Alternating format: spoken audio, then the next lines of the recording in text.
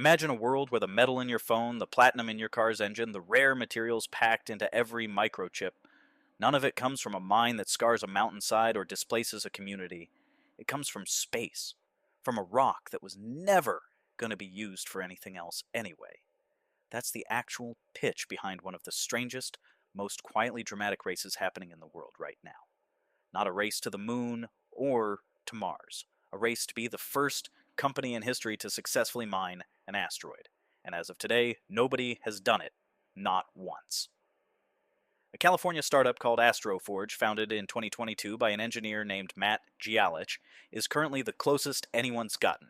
Their first mission in 2023 was supposed to demonstrate a working refinery, actual metal processing in microgravity for the first time. The solar panels wouldn't deploy properly. The satellite wobbled. The extraction demo never finished. Their second mission, called Odin, launched in early 2025 with a simpler goal. Just fly past a metal-rich asteroid and take pictures, to scout it for a future mining attempt. Within 20 hours of launch, they lost contact with the spacecraft completely.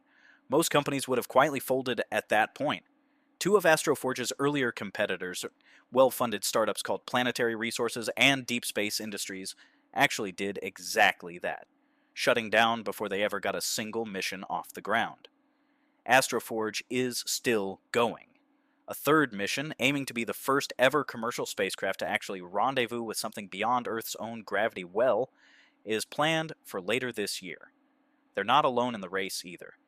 China's Tianwen-2 mission, launched in 2025, is headed toward a near-Earth asteroid with the goal of actually bringing samples home. A government-scale effort running in parallel with the private one. And for a sense of how hard any of this actually is, the entire amount of asteroid material humanity has ever successfully brought back to Earth is 122 grams, retrieved by NASA's OSIRIS-REx mission in 2023, after a 7-year round trip. That's about the weight of a deck of playing cards. That's the whole scoreboard, after decades of trying. So why does anyone keep trying, through failure after failure? Here's where the money comes in, and it's a genuinely strange story on its own.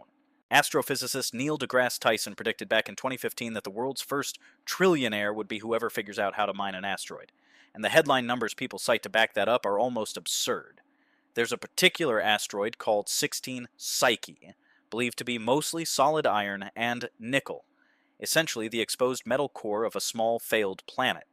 Scientists have calculated that if you valued all of that metal at today's Earth market prices, it would be worth around 10,000 quadrillion dollars.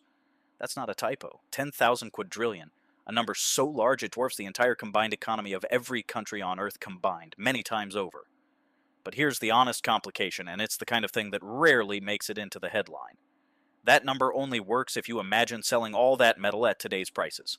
And the instant you actually brought that much platinum or nickel back to Earth, the sheer flood of new supply would crash the very prices the estimate depends on. Economists who've looked closely at the Psyche number call it exactly what it is. Not an asset valuation, not a mining forecast, just a scale marker, a way of saying there's more metal up there than human markets were ever built to imagine. Not a literal payout waiting to be collected. The more realistic prize sits much closer to home. Near-Earth asteroids, even smaller, far easier to actually reach than something like Psyche, sitting in the belt between Mars and Jupiter, have their own real credible valuations. One frequently cited target, called 1986 DA, is estimated at around $11.5 trillion in accessible metal. Still an almost unimaginable number. Still, crucially, an actual number economists take seriously, rather than a headline built to sound impossible. So the honest shape of the race right now is this.